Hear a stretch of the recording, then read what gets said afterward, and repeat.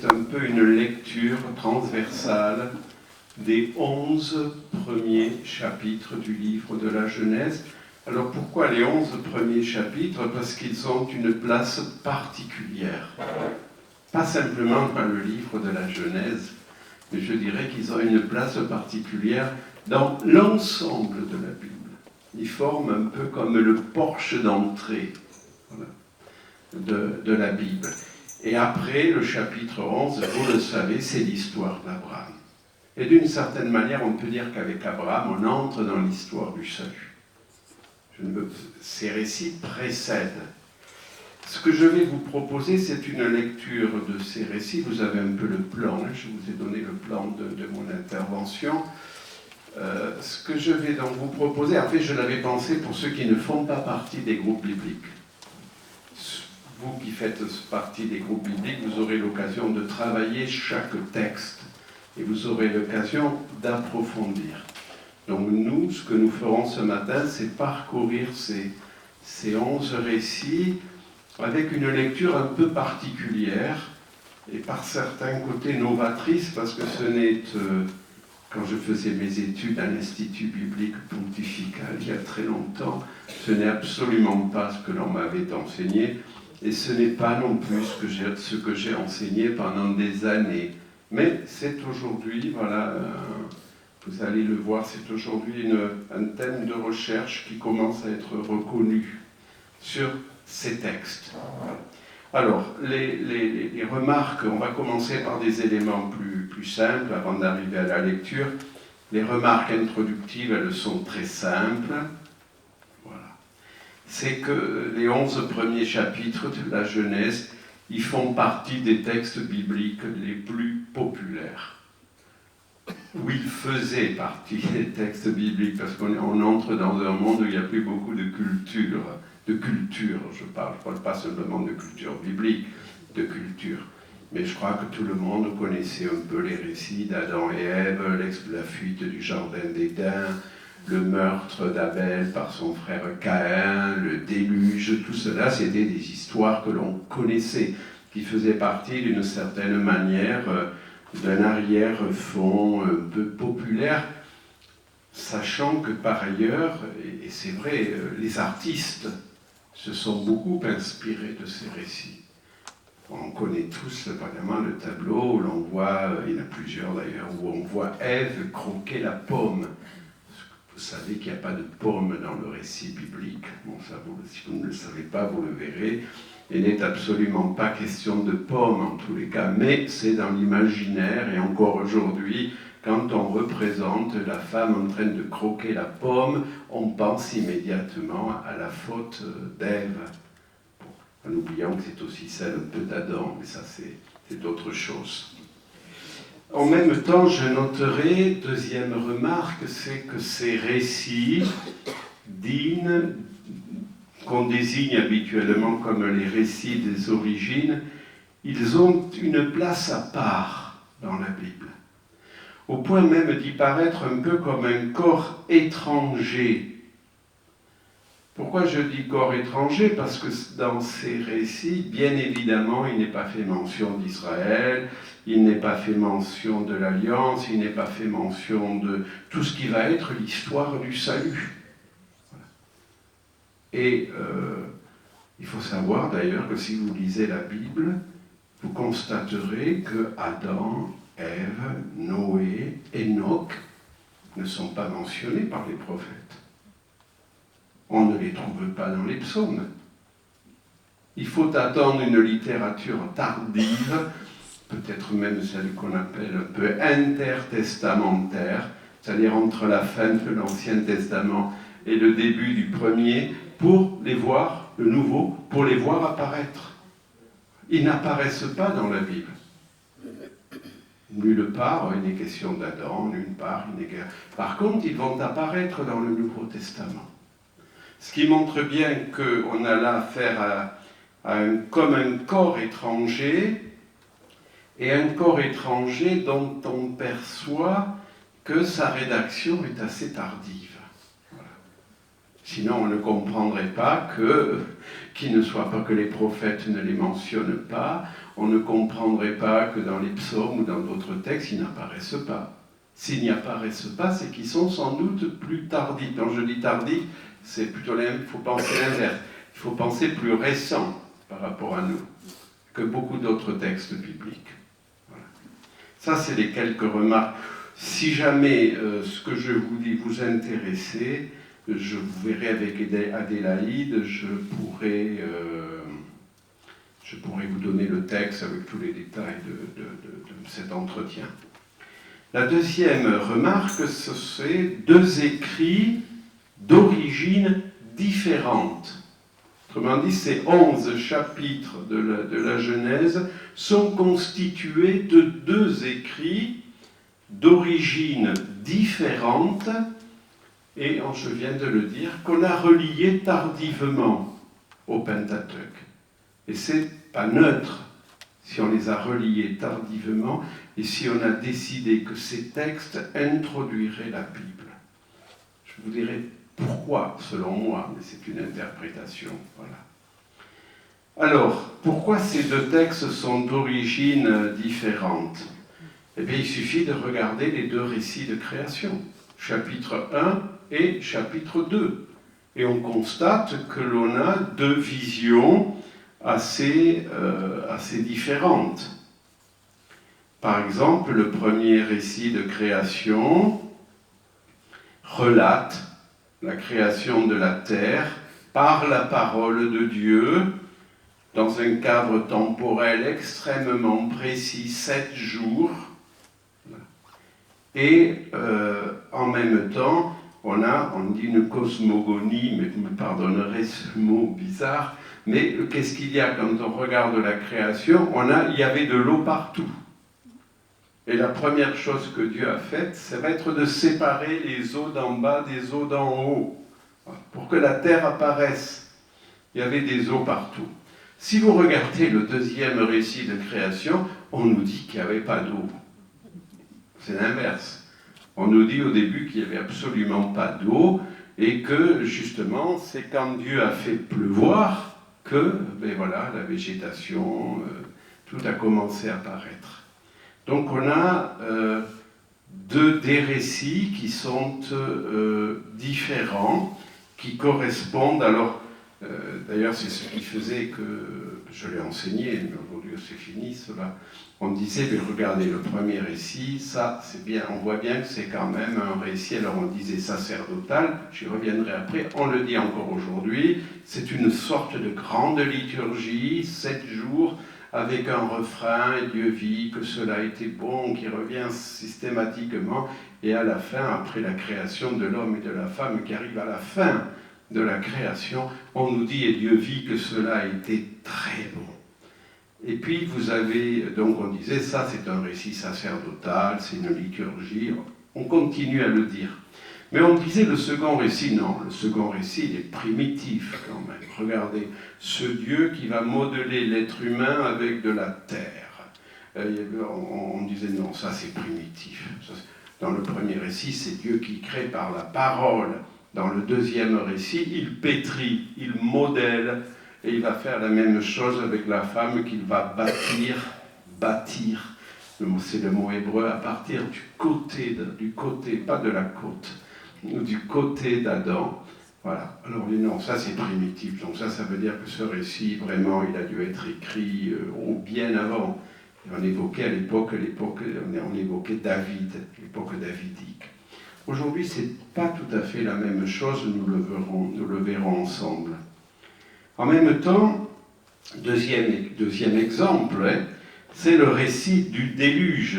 Si vous regardez le récit du déluge, vous verrez que, mais c'est quelques exemples, vous aurez d'autres exemples bien sûr dans le livret, puis quand vous lirez le texte, vous le constaterez vous-même.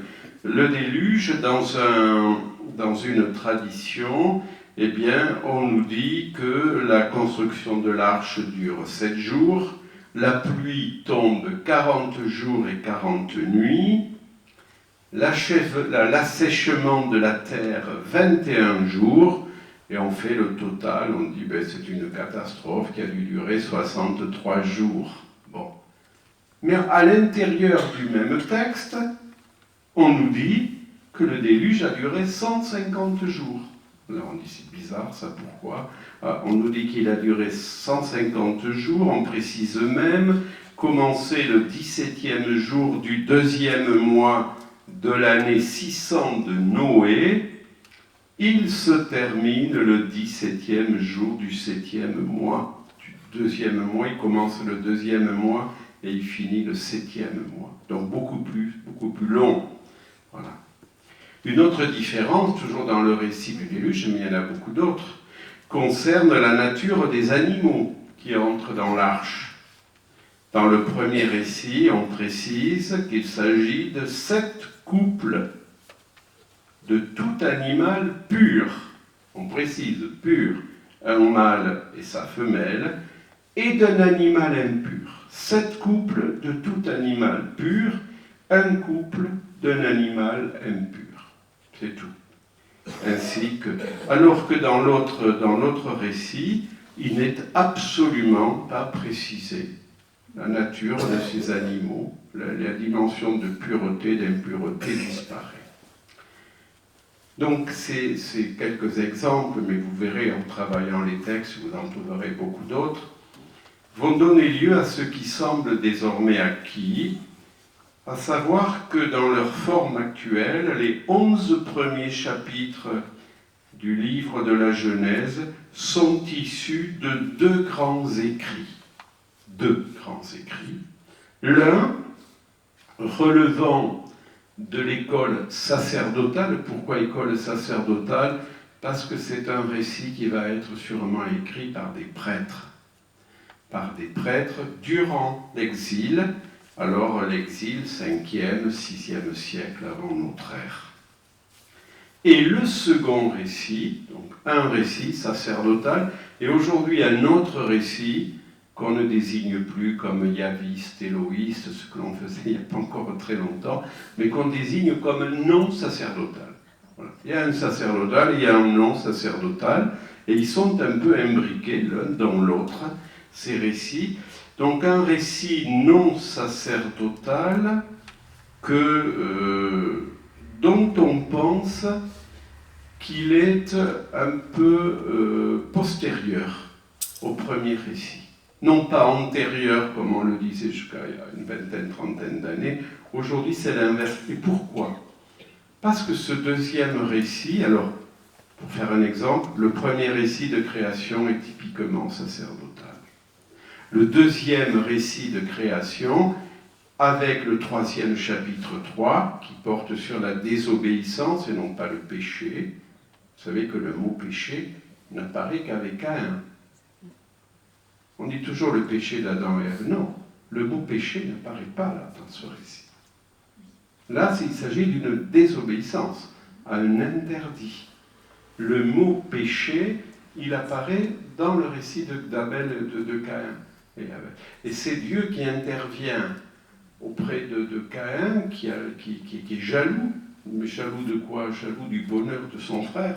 Et Dieu intervient pour dire attention, le péché tapit à ta porte comme un animal, va te dévorer. C'est là qu'est le péché. Et le péché, vous voyez, d'ailleurs, je me permets juste de le dire, il concerne la relation au frère. C'est la relation au frère.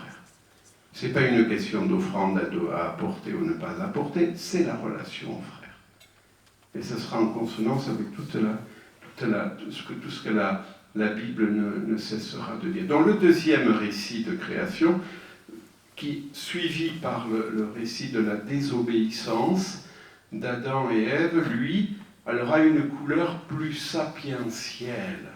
C'est-à-dire qu'on constate qu'aujourd'hui, que les problématiques qu'il y a derrière ce récit, notamment avec la question du mal, la question de la mort, la question du bien, la question de la désobéissance, tout cela, ce sont des questions qui vont être traitées plutôt par les sages, la courant sapientiel. Alors on situe habituellement le courant sapientiel, on va dire au retour de l'exil, 4e, 3e siècle avant notre ère. Voilà. Et vous verrez que, de mon point de vue, c'est l'ensemble du coup de ces récits qui a cette coloration-là.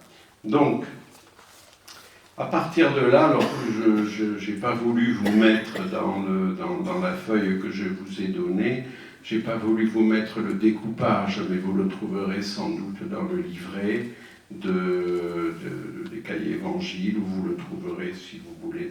Je peux mettre cette conférence en ligne si ça vous intéresse. En tous les cas, ce qui est sûr, c'est que un écrivain va un jour se saisir de ces deux récits et il va les intégrer sans véritablement les dénaturer, voilà, ou les amputer. Il va les saisir pour les intégrer dans un seul récit. Voilà. Lequel récit va être ajouté au Pentateuque, va même précéder le Pentateuque, à une date assez tardive. Quand je dis tardif, il faut comprendre récent pour nous. On est plus proche. Alors, ce qui me fait dire cela, c'est qu'on a un certain nombre de textes bibliques qui évoquent l'histoire du peuple de Dieu. Voilà. Et aucun de ces textes, qu'il s'agisse de psaumes, de livres historiques, n'évoque ces récits. Donc, ce sont des récits récents, tardifs, mais vous avez compris dans le sens de récents, qui vont être rédigés à partir d'un récit qui date de l'exil, et d'un autre récit postérieur, voilà, est-ce que c'est clair, hein, pour être ensuite placé au tout début de la Bible. Et la question qu'on va se poser, mais c'est pourquoi on les a mis là? Est-ce qu'on les a mis là parce que c'est des textes qui nous parlent uniquement de l'origine du monde? Moi, je ne le pense pas. Je pense que si on a mis ces récits au tout début de la Bible, c'est parce que ces récits ont une dimension intemporelle. Et que c'est des récits qui parlent aussi de ce que nous vivons aujourd'hui. Et de ce que l'humanité, d'une certaine manière, a toujours vécu, malheureusement. Alors, j'en arrive à mon troisième point. C'était quand des exilés accèdent à la grandeur de leur foi. Voilà. Disons que la matrice, si je puis dire, principale de ces récits, c'est ce récit qui a été rédigé durant l'exil. Je pense que vous le savez, vous connaissez l'histoire, hein. Vous savez qu'en mars 597 avant Jésus-Christ, un peu d'histoire, Nabuchodonosor, le roi de Babylone, va s'emparer de Jérusalem. Il va emporter les trésors du temple et du palais royal. Il va faire déporter le jeune roi et sa cour, ainsi qu'une bonne partie, c'est bien ça, de l'élite intellectuelle et artisanale. Et il ne laissera sur place, pardonnez-moi cette expression, mais c'est l'expression biblique, que les petites gens, qu'on appelle le peuple du pays. Donc c'est une déportation qui est bien organisée. Qui c'est que l'on déporte? L'élite. Les gens qui ont du savoir-faire, les gens qui ont des connaissances, les gens qui vont pouvoir servir, bien sûr. Ça s'étend, donc on l'a vu, en 597, avant notre ère. 10 ans plus tard, les troupes, donc on est en moins 587, les troupes, de nouveau, de Nabuchodonosor, vont envahir, une fois de plus, le royaume de Juda. Et là, elles vont détruire tout ce qui pouvait rester. Temple, murailles, palais. Elles vont mettre Jérusalem à sac. Et elles amèneront là en exil les notables religieux. Voilà. Notables religieux, militaires, civils. Toujours pareil, n'épargnant que un petit peuple chargé de cultiver les champs, les vergers, ainsi de suite. Et donc on peut dire que c'est la fin de toute une histoire. Il y avait eu, vous le savez peut-être, en moins 722 avant notre ère, il y avait eu la chute de Samarie. Samarie, c'était le royaume du Nord. Et là, c'est la chute de Jérusalem. On pourrait dire que d'une certaine manière, ça n'est fini de l'histoire biblique. À vue humaine, l'histoire biblique est terminée. Le peuple de Dieu, pourtant à qui Dieu avait promis une terre, à qui il avait promis une dynastie qui durerait à jamais, à qui tout cela disparaît. Et il faut comprendre la catastrophe que représente cet événement. Catastrophe annoncée par les prophètes, notamment par le prophète Jérémie, dont vous avez peut-être lu le livre, dont vous connaissez l'histoire. C'est une véritable catastrophe. Et là, étrangement, au bord des fleuves de Babylone, comme on peut le lire dans un psaume d'ailleurs qui est repris dans un chant négro spirituel, au bord des fleuves de Babylone, eh bien, la communauté des exilés, vraisemblablement sous la conduite des prêtres et de cette élite intellectuelle, va faire plus que se lamenter, puisqu'elle va relire son histoire. Voilà.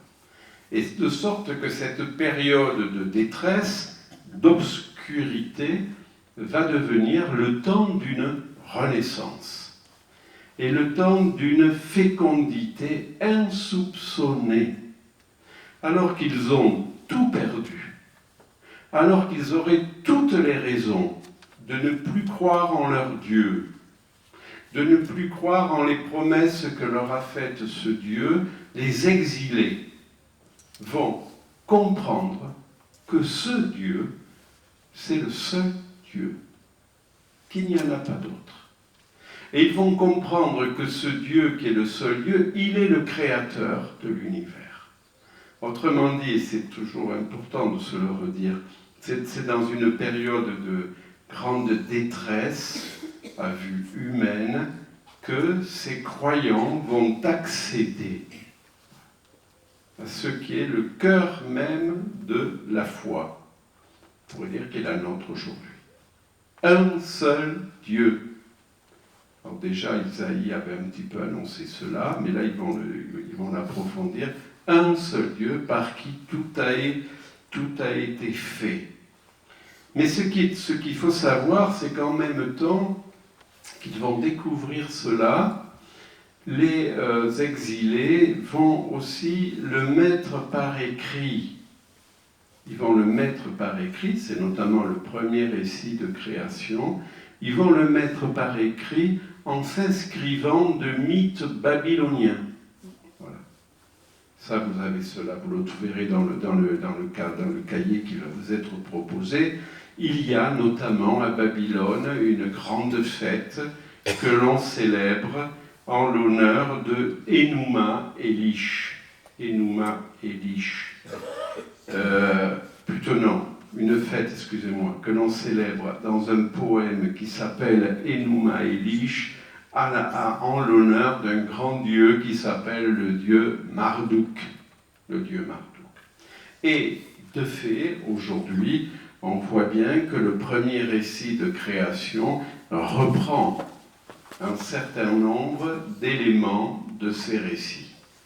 Mais ils vont reprendre, ce que vont faire les exilés, ils vont reprendre ces récits, comme le récit du déluge, que l'on retrouve déjà dans d'autres récits mésopotamiens. Ils vont le faire, bien sûr, à la lumière de la foi qui est la leur. Par exemple, je vous donne un petit...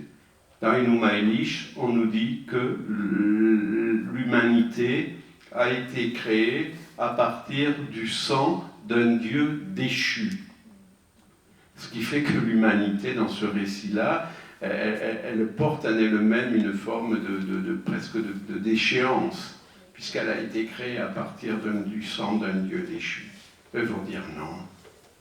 L'humanité, elle a été créée à l'image et à la ressemblance de Dieu. Donc, ils vont reprendre des récits, Mais ces récits, ils vont les modifier, ils vont les transformer à partir de leur foi. Dans les poèmes mésopotamiens ou babyloniens, qu'est-ce qu'on fait? On vénère la lune, on vénère le soleil. Et bien dans le premier récit de création, qu'est-ce qu'on va voir? On va voir que d'abord la lune et le soleil ne sont pas mentionnés, mais qu'on parle des deux grands luminaires, et on nous dit deux grands luminaires créés par Dieu. Ce ne sont plus des divinités, ce sont des créatures de Dieu. Donc vous voyez comment, durant l'exil et après postérieurement, on va relire tous ces récits, mais à la lumière de la perception que l'on a, non seulement de la foi que l'on a, non seulement du Dieu en qui l'on croit, Dieu créateur et sauveur, mais de la dignité de l'être humain. C'est la même chose, si vous le voulez, je prendrai un deuxième exemple, dans le récit du déluge. Dans beaucoup de mythes, deux ou trois mythes babyloniens de cette époque-là, on évoque le déluge. Mais on évoque le déluge comme ayant été mandaté par les divinités. Pourquoi? Parce que les humains font trop de bruit. Vous savez cela. Les humains font trop de bruit, dérangent les divinités dans leur tranquillité. Et donc alors on va décider d'exterminer les humains. Le récit biblique n'évoquera absolument pas cela. Le récit biblique lui dit que s'il y a un déluge, c'est en raison du mal, qui est le mal de l'humanité. Voilà. Donc on voit bien comment l'exil, et pas que l'exil, la période postérieure, on voit bien comment cette période va être une période extrêmement féconde pour ce qui est de la foi du peuple de Dieu, qui alors qu'il aurait eu toutes les raisons, je l'ai dit à un moment, de douter, de se tourner vers les grandes divinités babyloniennes, lors des grandes fêtes du Nouvel An, où il y avait d'immenses processions, eh bien non, pas du tout. C'est à ce moment-là que le peuple de Dieu va comprendre qui est son Dieu. Et il va comprendre par le fait même aussi, non seulement qui est son Dieu, mais qui est l'humanité pour ce Dieu. Et là où les textes bibliques et les textes mésopotamiens, donc évoqués, je viens de le dire, toute cette humanité qui porte en elle la déchéance d'un Dieu déchu, ils diront non. Là où on évoquait un déluge causé, ils diront non. Voilà. Donc nous sommes là, vous le voyez, devant une réécriture, mais une réécriture qui va bien au-delà, puisque c'est dans ce moment de crise, de ce qu'aurait pu être une crise, que pour la première fois, le peuple de Dieu ou les exilés vont accéder à ce qui est vraiment la foi biblique. Entre parenthèses, je profite de l'occasion pour dire, nous quand on pose la question, est-ce que vous croyez en Dieu? Aussitôt la question qui vient, c'est la création. Est-ce que vous croyez en un Dieu créateur? Dans la Bible, la création, elle vient après. C'est parce que le peuple de Dieu a fait l'expérience que son Dieu est un Dieu sauveur qu'il va accéder à la création, à l'idée du Dieu créateur. Mais la première expérience, on le voit, que fait le peuple de Dieu, c'est celle d'un Dieu qui le sauve. Et non pas simplement d'un Dieu qui a créé. Ça viendra après. Et c'est tout. Ce qui fait qu'on voit bien d'ailleurs que, d'une certaine manière, c'est parce que le peuple de Dieu a vécu toute cette histoire avec son Dieu, l'histoire du salut, l'histoire de la libération d'Égypte, don de l'alliance, don de la loi, exil, qui va pouvoir accéder à cette compréhension aussi de qui il est, et qui va pouvoir accéder. C'est ce qui me fait penser que, d'ailleurs vous l'avez déjà compris, ces récits tels que nous les lisons nous les lisons souvent en pensant, mais comme ils ouvrent la Bible, ce sont les premiers récits. Mais il faudrait penser l'inverse. Il faudrait penser ces récits qui ouvrent la Bible n'ont été écrits, plutôt le contenu de ces récits n'est tel que parce qu'ils ont été écrits une fois que le peuple de Dieu a fait l'expérience de la libération d'Égypte, du don de la loi, de l'alliance conclue, de son péché, des prophètes, et ainsi de suite. Donc, c'est l'inverse. C'est l'inverse. Le peuple de Dieu ne va accéder à cette compréhension que parce que pendant 500, 600 ans, 700 ans et peut-être plus, il a fait l'expérience et de qui est son Dieu, mais aussi de sa faiblesse et de son péché. Et là, j'en arrive au troisième point. Voilà. Genèse 1, 11 et le lecteur d'aujourd'hui.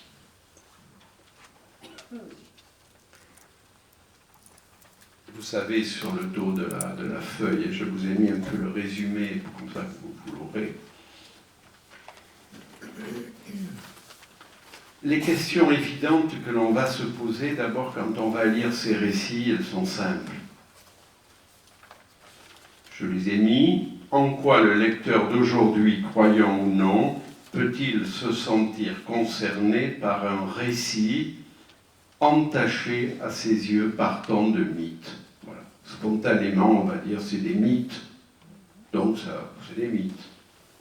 Comment accorder du crédit? C'est l'autre question que l'on se pose souvent et que beaucoup d'ailleurs nous posent.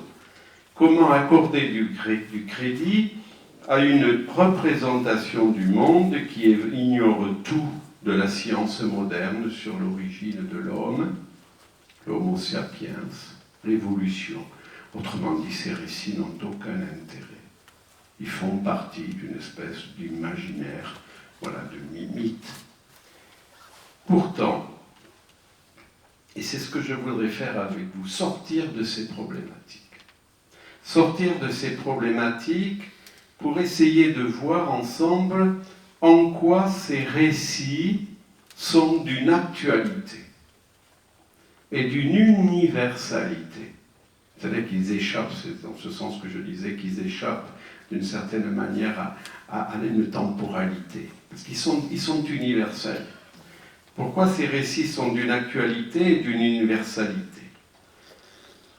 Regardons les 4 premiers chapitres du livre de la Genèse. Qu'est-ce qu'ils nous disent? Premier récit, notamment, mais aussi le deuxième récit, qu'est-ce qu'ils mettent en lumière? Ils mettent en lumière, voilà, la douceur, il n'y a pas de violence dans le premier récit de création, la douceur et la bonté du projet de Dieu à l'égard de l'homme. Il nous parle d'un Dieu qui donne tout. Il nous parle d'un Dieu qui est bon. Il nous parle d'un Dieu qui prépare toute la création pour l'homme, pour l'humanité. L'humanité qu'il a créée à son image et à sa ressemblance. C'est le don de Dieu dont nous parlent les premiers récits. Il ne faudrait pas l'oublier. Le premier récit de création nous parle du don de Dieu. D'une création qui vient de Dieu, que sans violence, par la parole, pour l'humanité, à laquelle Dieu confie sa création. Il donne tout. Tout. Que nous disent les autres récits? Le deuxième récit de création, on va dire un petit peu du même ordre, voilà.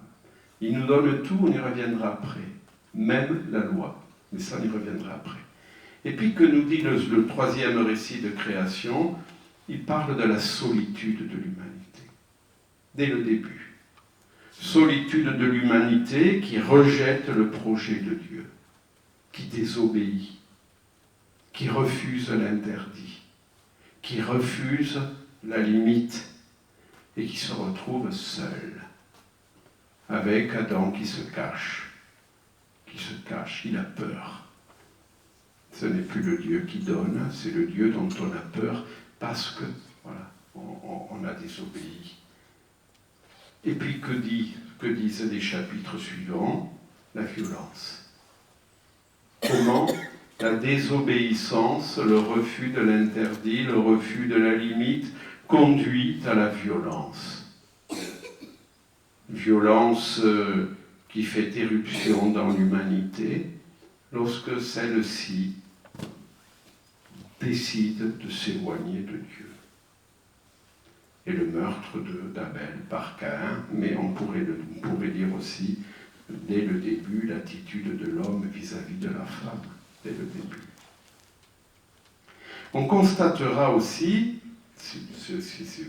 vous connaissez ces récits, que la loi, dans tous ces récits, quand je parle de la loi, c'est « tu ne mangeras pas de la connaissance de ce qui est bon ou mauvais ». Voilà, chapitre 2, versets 16 et 17. Elle est précédée toujours par le récit du don de Dieu.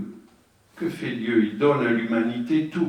Vous pourrez manger de tous les arbres du jardin, mais vous ne mangerez pas du fruit de cet arbre. Alors cette loi, bien sûr, elle pourrait sembler en première analyse arbitraire. Mais elle a un sens précis. En interdisant la libre consommation des fruits d'un arbre, un seul arbre, elle pose une limite au désir d'appropriation des humains. Elle affirme qu'ils ne sont pas propriétaires du monde dans lequel ils habitent. Et on comprend dès le début que le rapport au monde établi par le « tu ne mangeras », vous pourrez manger de tous, mais pas de celui-là. On comprend dès le début que le rapport au monde établi par cette prescription est un rapport d'usage responsable, dès le début, qui fixe des limites claires au désir de possession, au désir d'appropriation, et qui évite ainsi les comportements qui conduisent à la mort. C'est pour ça que ces récits, pour moi, sont d'une grande sagesse. Parce qu'ils nous disent, voilà, vous pouvez tout, pas de celui-là. Et là, ce qui est en jeu, c'est précisément la capacité de l'être humain à accepter la limite, à accepter qu'il n'est pas le propriétaire de tout, à reconnaître le don de Dieu. Dans le premier récit de création, ça apparaît aussi, mais d'une manière un petit peu différente, puisque dans le premier récit de création, on a, vous le savez sans doute, on a cette prescription qui fait que vous mangerez de tout, là aussi il est question de manger, mais il est question de manger de la végétation, il est question de manger de la nourriture qui vient un peu des fruits des arbres, et pas de viande animale. Dans le premier récit de création, il n'y a pas de viande animale. Vous le verrez. C'est une limite, comme est une limite aussi, ou plutôt comme est un garde-fou, dans le premier récit de création, le Shabbat, qui clôt le premier récit de création.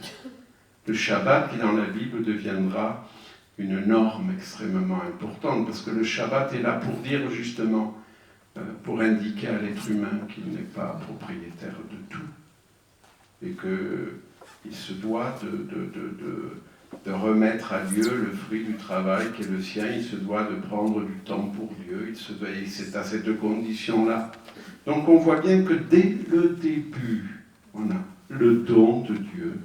Dieu donne tout, y compris la limite, pour un usage responsable, comme garante de la vie de l'homme, de la vie de l'être humain.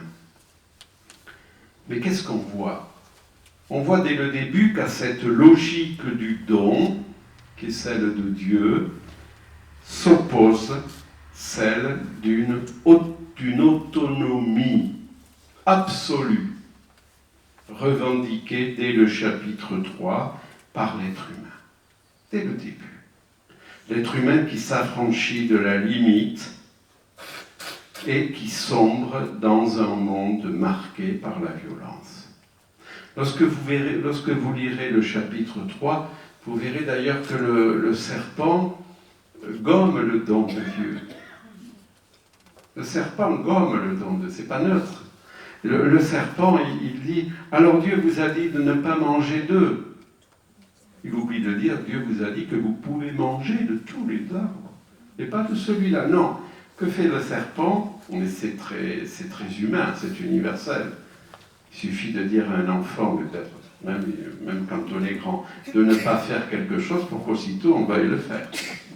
C'est humain. Et le serpent, il dit voilà, non. Alors, non, Dieu vous a dit, mais si, vous pouvez en manger, mais si, vous verrez, vous serez comme des dieux. Donc, on voit bien qu'il y a là quelque chose d'universel, voilà, qui est celle de la manière dont l'être humain va se situer face aux dons, et surtout, la manière dont l'être humain acceptera, consentira au fait qu'il n'est pas Dieu, qu'il n'est pas tout, mais qu'il est le gérant, voilà, d'une création qui lui a été confiée. Et donc on voit bien que cette limite que franchit l'être humain va le conduire dans un monde qui est marqué par la violence. Ça paraît dès le début. Dès le début, dans le chapitre 3, que dit ton désir, en s'adressant à la femme, ton désir te conduira vers lui et lui dominera sur toi. Le rapport homme-femme, il est déjà perverti. Il est déjà marqué par la convoitise et par la domination. Ça n'est fini, le rapport à la terre. On voit comment, voilà, comment le texte biblique pointe, et c'est pour cela que, pour moi, ils sont d'une grande sagesse, comment le texte biblique pointe dès le début ce qui est un peu une faille de l'humanité. Et bien sûr, il y aura ensuite les récits du meurtre d'Abel par Caïn, et puis il y aura la tour de Babel. Le récit du meurtre d'Abel par Caïn, c'est le chapitre 4. Juste, alors on dit oui, mais vous savez, c'est une question d'offrande. Dieu regarde l'offrande d'Abel, il ne regarde pas celle de Caïn, donc Caïn n'est pas content. Non, c'est beaucoup plus que cela. Vous aurez l'occasion de le voir, je le dis juste pour ceux qui ne participent pas au groupe biblique. En réalité, Caïn, il a tout. Même le mot Caïn porte en lui-même cette idée de comme Dieu presque. Voilà, c'est quelqu'un qui est comme Dieu. Il est le premier-né comme Dieu. Ève dit, je l'ai fait avec le Seigneur. Et le pauvre Abel, il n'a rien. Même son nom, Abel, c'est souffle, c'est éphémère, c'est le vent, c'est la buée. Donc Abel n'existe comme étant le frère de son aîné, qui lui est tout puissant. Et que va faire Dieu en regardant l'offrande d'Abel? Il permet à Abel d'exister, comme il le fait tout au long de la Bible. On voit ça tout au long de la Bible. Dieu jette son regard sur ceux qui n'ont rien, sur ceux les plus petits. C'est ça que fait. Il n'y a aucune injustice. Là. Il permet à Abel d'exister, et en même temps, ce faisant, il indique à Caïn qu'il n'est pas tout. C'est toujours la même problématique. Il indique à Caïn qu'il n'est pas tout. Il y a une limite. Voilà. Et c'est ce que Caïn ne supporte pas. Et si Caïn tue son frère Abel, c'est parce qu'après avoir été mis en garde, le péché tapis à ta porte te dévorera. Mais toi, tu peux le dominer, c'est le texte. Mais le pauvre Caïn se montre incapable de se réjouir du bonheur de son frère. C'est pas que d'hier. Et qu'est-ce qu'il fait? Il le tue. Voilà. Donc là aussi, le refus de la limite, la non-reconnaissance du fait que Dieu puisse s'intéresser à son frère et lui permettre d'exister. Et puis on retrouvera la même chose avec Babel. Avec Babel, la tour de Babel, si vous regardez bien, de quoi s'agit-il? Le texte biblique évoque un projet qui est fait de langage unique, de mots uniques, en un lieu unique. Une forme de totalitarisme, d'uniformisation totalitaire, de toute puissance, voilà, qui fait qu'on nie la différence. J'avais noté d'ailleurs un midrash juif qui raconte qu'à Babel, lorsque un homme tombait des échafaudages de la construction, personne ne s'en souciait. Un midrash. Mais la cassure d'une brique provoquait deuil et pleurs. Un homme pouvait tomber, se tuer, c'était pas très grave. Je crois savoir que... D'ailleurs, je ne sais pas si vous savez qu'à Dubaï, il y a une tour sur laquelle on trouve cette inscription, une tour de 828 mètres qui a été inaugurée en 2010 et qui accueille ses visiteurs par ces mots inscrits sur un écran géant. Voilà, je vous lis. Je suis la force qui porte fièrement la tête du monde vers le ciel, au-delà de toute limite et de toute attente. Je suis l'extraordinaire alliance de la technique et de l'art. Je suis la force vive des aspirations collectives et de l'union dans la beauté des cultures multiples. J'éveille des rêves, des émotions, la créativité. La tour de Dubaï. Voilà. On pourrait se demander, lorsqu'il y avait un homme qui tombait en construisant cette tour, qu'est-ce qui se produisait. Donc, voilà, je crois que ces récits, mais je ne m'arrêterai pas là, il y a un autre versant. Pour le moment, je noterai juste que ces récits sont d'une grande sagesse, car ils évoquent des pièges dommageables à l'épanouissement de la vie humaine et de la fraternité. Incapacité, je l'ai déjà dit, à consentir à sa limite, incapacité qu'accompagne souvent l'incapacité à reconnaître les dons premiers de Dieu. Et en ce sens-là, je dirais que ces récits proposent aux lecteurs qui les prennent au sérieux des outils de réflexion et d'action pour apprendre à conduire leur vie humainement. Ils cherchent aussi à faire entrer leurs lecteurs dans une autre logique, qui est la logique du don, la logique d'appropriation qui conduit, on l'a vu, à la violence.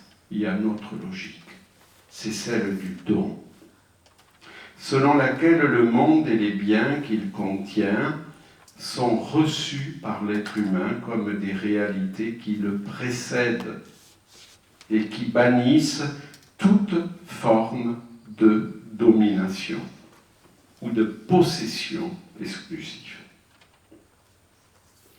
Ce qui vaut pour l'être humain, mais ce qui vaut aussi pour les autres êtres vivants.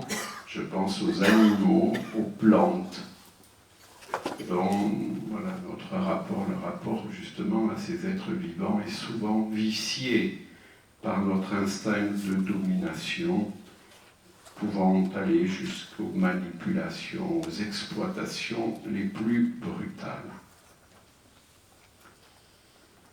Et voilà, dans ces récits, qu'est-ce que l'on voit?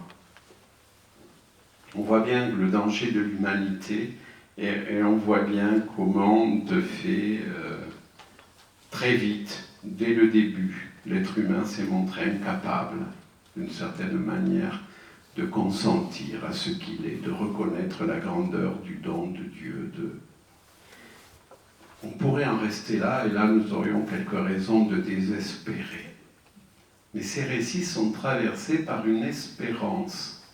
Et cette espérance, on la voit apparaître dans l'œuvre de Dieu. Voilà.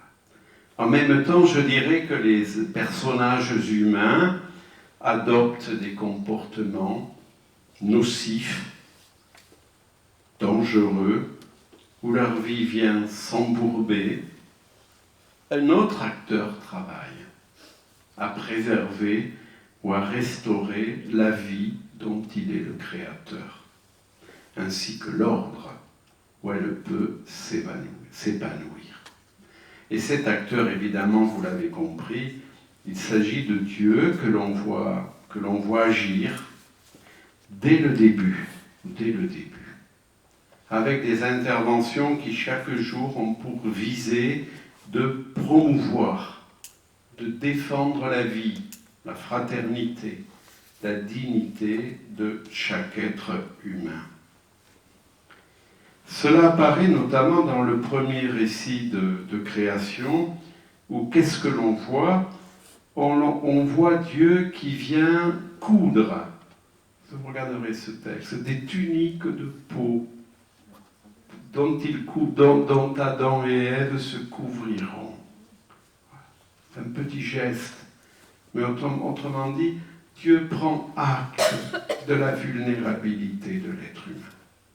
Il prend acte du fait que, conséquence du refus de la limite, l'être humain est entré dans un monde qui est marqué par la convoitise. Et donc il va coudre des vêtements pour protéger Adam et Ève.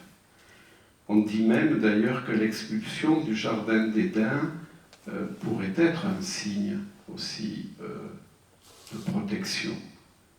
Pourquoi ? Parce que si dans leur état de vulnérabilité, l'homme est de fragilité, de convoitise, de violence, l'être humain peut accéder à l'arbre de la vie, cela veut dire donc qu'il sera à jamais éternellement marqué par cela. Donc certains auteurs voient dans cette expulsion du jardin d'Éden comme un geste protecteur, pour empêcher l'éternisation, si je puis dire, d'une situation qui serait une situation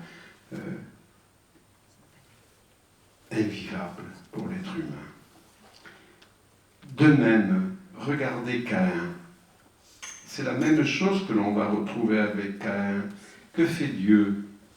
Il pose sur Caïn un signe protecteur pour que personne ne porte atteinte à sa vie. Et c'est l'occasion pour Dieu de révéler à Caïn qu'il ne veut pas sa mort, même pas celle de l'assassin qu'il est. À celui qui s'inquiétait, Caïn, d'être tué par quiconque le trouverait, un signe est donc donné pour que personne ne le frappe. Signe qui représente comme une interdiction d'ailleurs de toute forme de vengeance. Signe qui représente comme une condamnation de la violence. On n'attaquera pas Caïn. On ne portera pas atteinte à la vie de Caïn, même s'il vient de tuer son frère. Et ce signe permettra d'une certaine manière à Caïn, mais il permettra à l'histoire des hommes de se poursuivre sans s'enfermer dans cet originel meurtrier. Pas de vengeance, pas de mort. Caïn pourra dès lors fonder une famille et même construire une ville. Mais il portera toujours ce signe qui, tout en le protégeant, lui rappelle à jamais le meurtre de son frère. La fraternité n'est pas tuée. Il y a bien un fratricide, mais ce fratricide, ne tue pas. Vous connaissez le poème de Victor Hugo. Même le rôle de destructeur que Dieu assume lors du déluge est animé au départ d'une intention positive. Il s'agit de sauvegarder le projet initial. Dans un monde qui est marqué par la violence qui semble se déchaîner de toutes parts, Dieu veut relancer son projet, il veut le relancer avec Noé, dont la justice semble présenter les meilleures garanties de réussite. Et après le déluge, que fera Dieu? Il s'engagera résolument dans une voie qui lui ressemble davantage que celle du déluge. C'est celle d'une alliance. Voilà. Première alliance. Universelle et éternelle. Avec Noé, sa descendance et tous les êtres vivants qui sont avec lui. Je dis bien tous les êtres. L'alliance, elle n'est pas simplement avec nous, elle est aussi avec les oiseaux, les bestiaux, toutes les bêtes sauvages, bref, tout ce qui est sorti de l'arche avec vous, même les bêtes sauvages. Même les bêtes sauvages. Vous aurez l'occasion de revoir cela. Et cette alliance, bien sûr, est porteuse d'une promesse. Jamais plus il n'y aura de déluge pour exterminer les êtres vivants. Et elle a comme signe un arc-en-ciel. C'est aussi cette dimension salvatrice qui apparaît lorsque le Seigneur vient brouiller les langues des bâtisseurs de la tour de Babel. Voilà, cette construction en un lieu unique, avec des personnes qui ont une langue unique, des mots uniques, dont on peut penser qu'ils sont surtout ceux des puissants. Ceux des puissants. Eh bien, la tour de Babel, voilà, disons que en brouillant les langues des bâtisseurs de Babel, que fait Dieu? Il rétablit la diversité des langues. Diversité des langues qui n'est pas un obstacle à la communication, qui n'est pas un obstacle à la compréhension mutuelle. Mais ce qu'il est, c'est l'uniformisation que conteste Dieu. Conséquence le plus souvent de la toute-puissance et de la fermeture du cœur, avec les repliements égoïstes qui en découlent. C'est ainsi que, vous voyez bien, durant ces 11 premiers chapitres qui précèdent véritablement l'histoire du salut, avec Abraham, puisqu'avec Abraham on va rentrer dans l'histoire du salut. C'est ainsi que, donc, au fil de ces premières pages de la Bible, le lecteur comprend que si les raisons de désespérer de l'être humain pourraient ne pas manquer, et on a vu pourquoi, le Créateur et Sauveur, lui, ne cesse d'accompagner l'humanité. Nous sommes au tout début de la Bible, bien sûr, après il y aura tout le reste, il y aura Jésus, bien sûr. Le Créateur et Sauveur, lui, ne cesse d'accompagner l'humanité tout en respectant sa liberté. Mais il est là, il est là. Et par petites touches, il vient rétablir, il vient restaurer, il vient apaiser. En cela, on peut dire que ces chapitres résonnent aussi comme un magnifique acte d'espérance en Dieu et en son œuvre créatrice qui se poursuit aujourd'hui encore. Magnifique acte d'espérance qui n'est pas dénué de lucidité sur la condition humaine et sur les dangers qui depuis toujours menacent l'humanité. Voilà. Il reste un dernier point. Est-ce que vous êtes... il y en aura 10 minutes. Je vais continuer. Alors je vais continuer sur... vous avez le titre, hein, Genèse 1-2 et la sauvegarde de la création, puisque c'est quand même aujourd'hui des thématiques, et heureusement très importantes. Mais pour être très clair, souvent, vous avez peut-être lu vous-même ou entendu, On reproche au récit biblique de proposer une vision de l'être humain tout-puissant,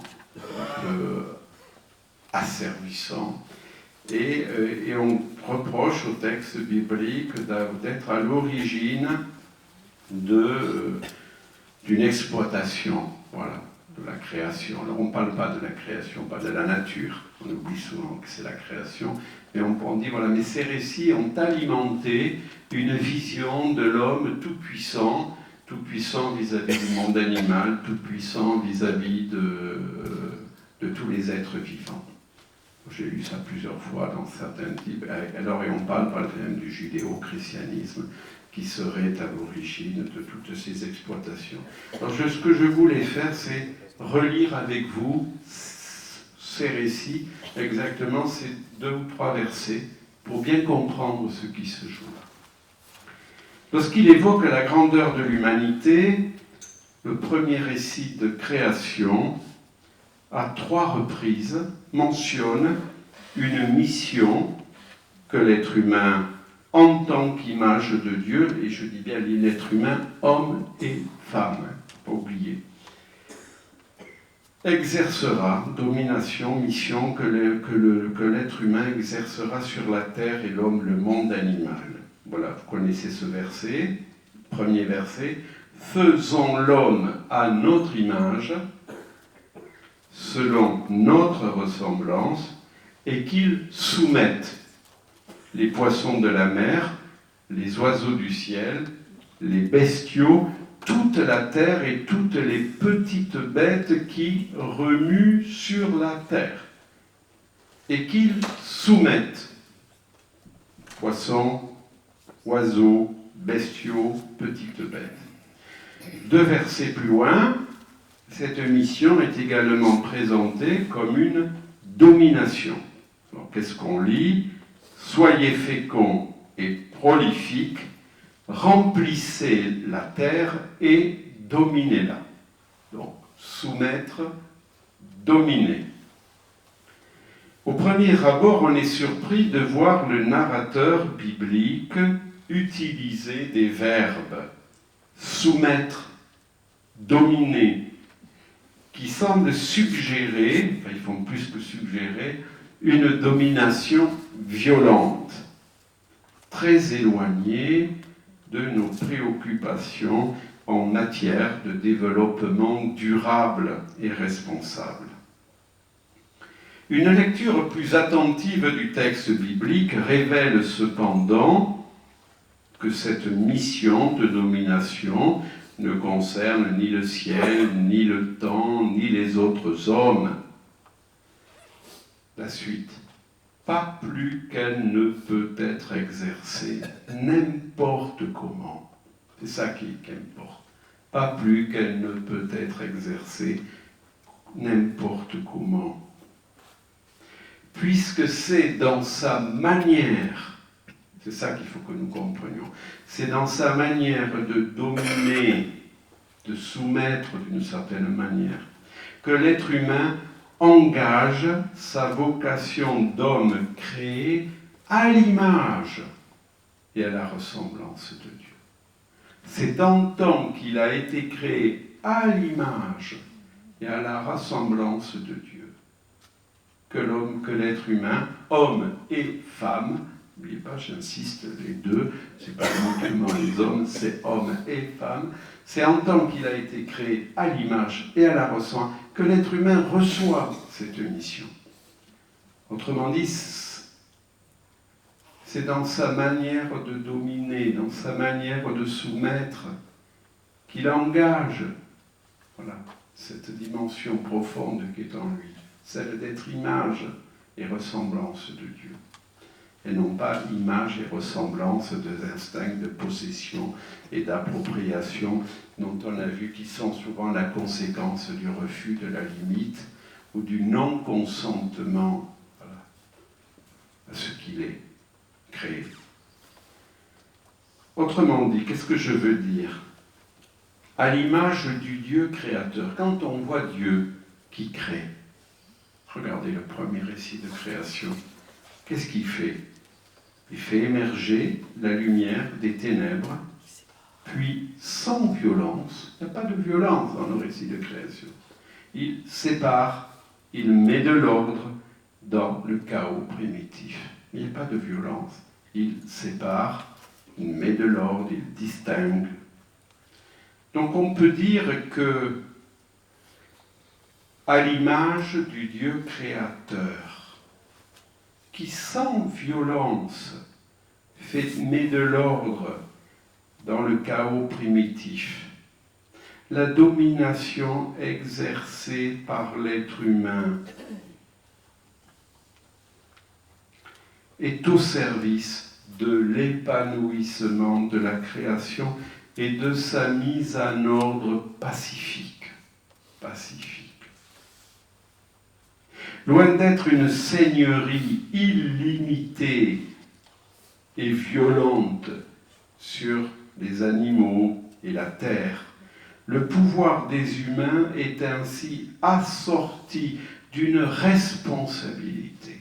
Ce que dit le récit dès le début, dont la mise en œuvre est conditionnée par le rappel que ce n'est pas en vue de son propre intérêt que l'être humain doit soumettre la terre, mais pour y poursuivre l'œuvre de création. Alors c'est vrai, ces verbes soumettre, dominer, si je m'en tiens à eux, je vois bien qu'il pourrait y avoir un caractère violent. Mais si je comprends que c'est en étant image et ressemblance de Dieu, et c'est en faisant comme Dieu crée, c'est-à-dire sans violence, en mettant de l'ordre, en faisant émerger du chaos, la lumière, les ténèbres, je comprends à ce moment-là qu'il n'y a pas de violence dans ce que tout dit le texte biblique, ni d'exploitation outrancière, mais un travail qui, alliant puissance et douceur, attention et professionnalisme, fait émerger l'harmonie du chaos et œuvre pour que la vie, sous toutes ses formes, puisse se déployer. Voilà ce que doit être le travail des humains, invités à mettre les ressources de leur intelligence, l'habileté de leurs mains, leur savoir-faire, au service de la mise en valeur des ressources naturelles. Plus largement, encore, de la création dont ils ont la responsabilité. Rien d'étonnant donc, je vous l'ai dit avant, si dans le premier récit de création, l'humanité reçoit une nourriture végétale. Pas de violence. Voici, je vous donne toute herbe, qui donne sa semence sur toute la surface de la terre, et tout arbre dont le fruit porte sa semence. Ce sera votre nourriture. Pas question, ici, de nourriture animale. La nourriture animale viendra, vous le savez, après le déluge, comme une sorte de concession qui est faite à la violence des humains. Mais en même temps, qu'il y aura la nourriture animale, il y aura cette interdiction de manger, de boire le sang, parce que le sang, c'est la vie. Donc il y a une limite. Ici, rien de tel, mais ce que l'on voit, c'est plutôt une nourriture animale, ce qui suppose par le fait même une forme non violente de domination sur le monde animal. Et vous l'avez vu à la fin du récit du déluge, l'alliance que Dieu conclut, il a conclu aussi avec les oiseaux, les animaux et même les bêtes sauvages. C'est un petit détail du texte biblique, mais il est extrêmement intéressant parce qu'on voit là la différence entre les animaux dans le premier récit de création et l'être humain. Qu'est-ce qu'on nous dit des animaux? On nous dit qu'ils reçoivent comme nourriture toute herbe mûrissante, de sorte qu'ayant brouté à un endroit, ils vont chercher leur nourriture ailleurs. c'est très beau. Les humains, eux, ils reçoivent, vous l'avez entendu, toute herbe portant semence. Tout arbre dont le fruit porte sa semence. Et là, on voit bien que ce qui est en jeu, c'est si les animaux vont brouter ce qu'ils trouvent, les êtres humains, eux, savent que les fruits, les plantes, contiennent des semences qu'ils pourront semer à leur tour. On voit, c'est un petit récit, c'est 2 versets, mais on voit bien déjà la différence qu'il y a entre la compréhension qu'on a de l'être humain, qui met son intelligence au service de la création et qui va précisément se servir des arbres qui portent du fruit, de tout ce qui peut porter du fruit pour le semer, mais il n'y a pas de nourriture animale. Je terminerai en précisant que dans le deuxième récit biblique, qui peut-être nous semble beaucoup plus intéressant, de quoi est-il question ? La mission que reçoit l'être humain, c'est de cultiver et de garder la terre. Et on voit bien que ces 2 récits qui pourraient s'opposer, l'un parle de soumission, l'autre parle de soumission, de domination.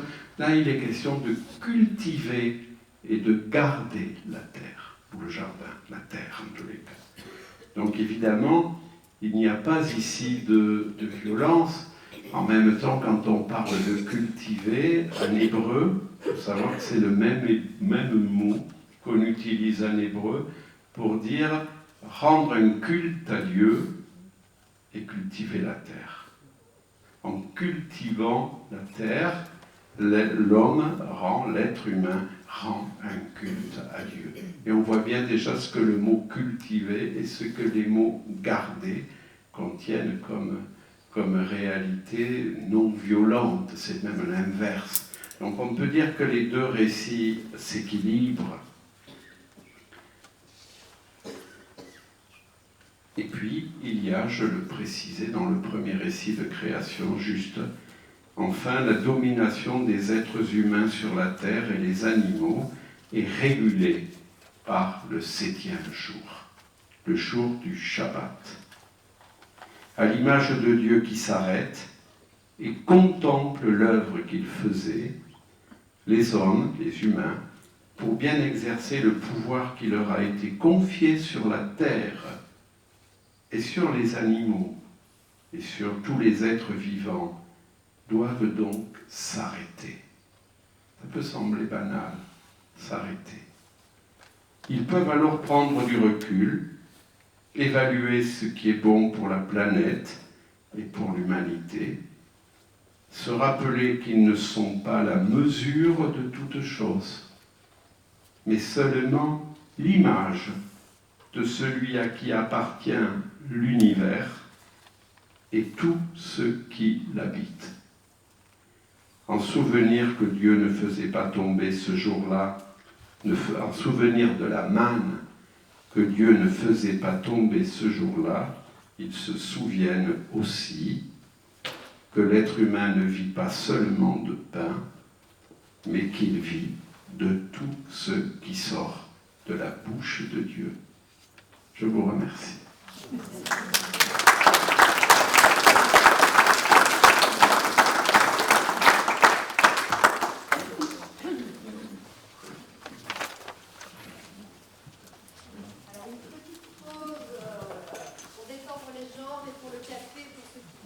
Oui, même une grande pause. Même une grande. Il n'y a pas de travail sur un texte, il y aura juste quelques, si vous avez des questions, si vous avez des remarques. Mais pas nécessairement sur les textes, puisque les groupes bibliques vont les travailler, plutôt sur ce que j'ai pu dire. Voilà. Merci.